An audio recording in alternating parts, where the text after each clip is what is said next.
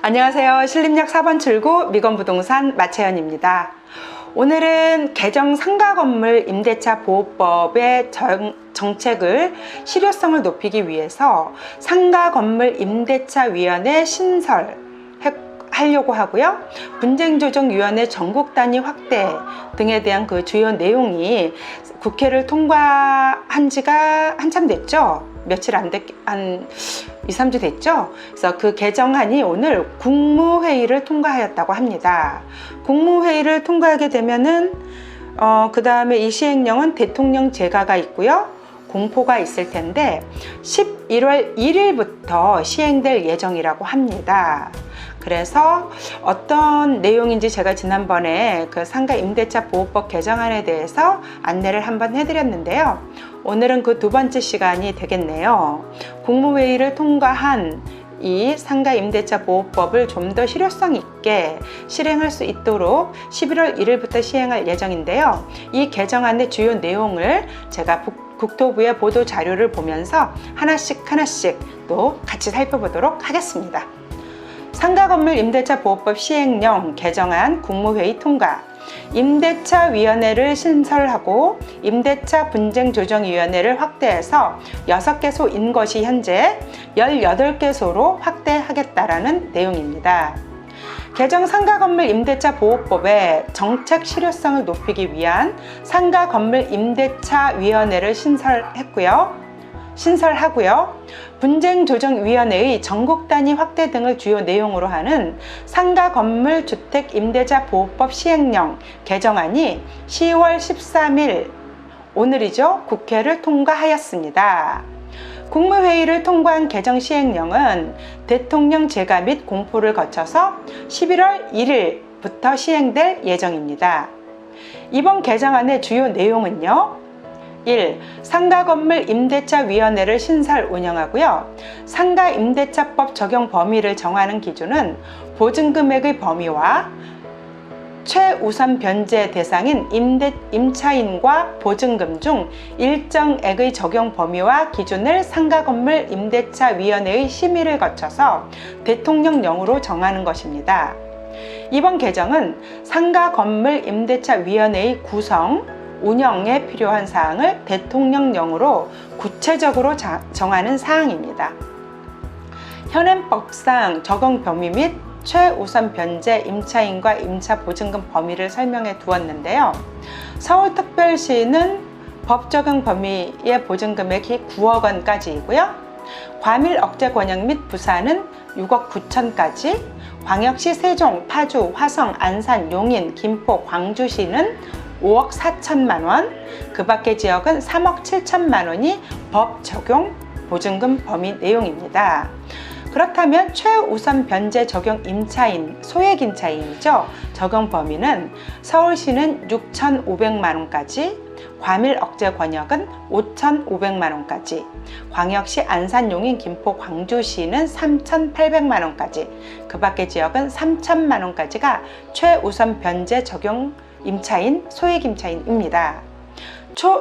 최우선 변제금의 범위는 서울은 2,200만 원까지, 과밀 억제 권역은 1,900만 원까지, 광역, 안산, 용인, 김포, 광주시는 1,300만 원까지, 그 밖의 지역은 1,000만 원까지입니다. 여기서 임대 건물 가액의 2분의 1을 초과하지 못합니다. 라고 나와 있습니다. 이미 주택임대차보호법에서도 주택임대차위원회가 09년 5월 8일 신설이 되었고요.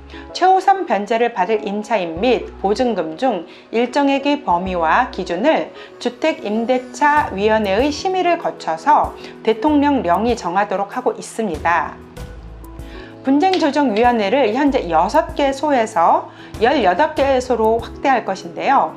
임대인과 임차인 간의 분쟁을 보다 신속하고 편리하게 조정할 수 있도록 분쟁조정위원회가 확대 설치되는 것입니다.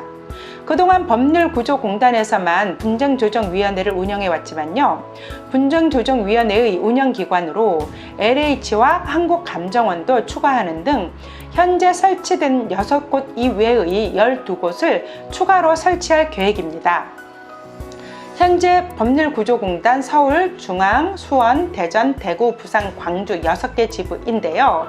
20년 11월 1일 시행하면 인천, 청주, 창원은 LH에서, 서울, 동부, 전주, 춘천은 감정원에서, 그리고 21년도 설치 계획이 제주, 성남, 울산은 LH가, 고양, 세종, 포항은 한국감정원이 분쟁조정위원회로 채택되었습니다. 이렇게 해서 정부가 이번 시행령 개정을 계기로 분쟁조정위원회를 최대한 신속하게 설치하는 등 상가 건물 임대차 보호법에 조기 안착을 위해서 최선을 다할 계획이라고 합니다. 이상 오늘도 이제 국토부 보도 자료를 가지고 여러분들께 말씀드렸는데요. 주택임대차 보호법도 그렇고 상가임대차 보호법도 그렇고 임차인을 상대적인 약자라고 생각하기 때문에 이 보호법은 임차인의 손을 언제나 들어주게끔 되어 있습니다.